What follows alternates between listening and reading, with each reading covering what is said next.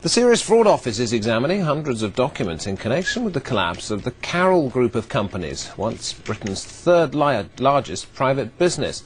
The former multimillionaire head of the group, Gerald Carroll, claims the documents prove he was the victim of a massive fraud. He's now bankrupt and has spoken for the first time about his claims to Sky News.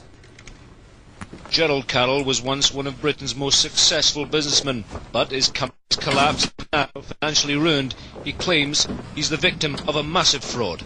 This is, beyond any reasonable doubt, the biggest criminal fraud heist in British history.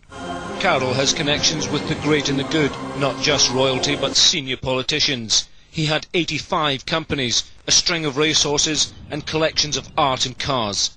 Yet within years his empire was reduced to this, a few pictures and mementos of his former wealthy life. Now the Serious Fraud Office is studying hundreds of documents which Carroll believes proves his business collapsed because of systematic fraud, not, as some argue, the recession.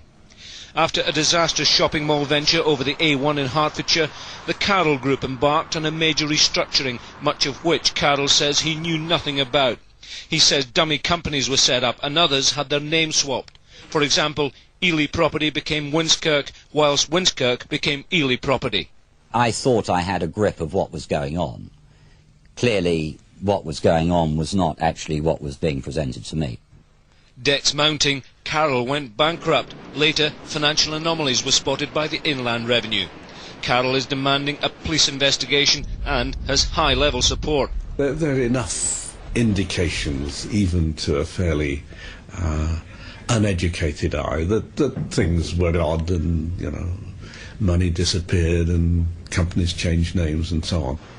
Scotland Yard is now waiting for the Serious Fraud Office to complete its deliberations. Meanwhile, the collapse of the Carroll Group remains one of Britain's most enduring business mysteries. Jim Gilchrist, Sky News. And the full version of Gerald Carroll's story can be seen on Saturday. We're showing it twice on Sky News, 1:30 and 8:30. It's called Riches to Ruin, presented by Sky News political editor Adam Bolton.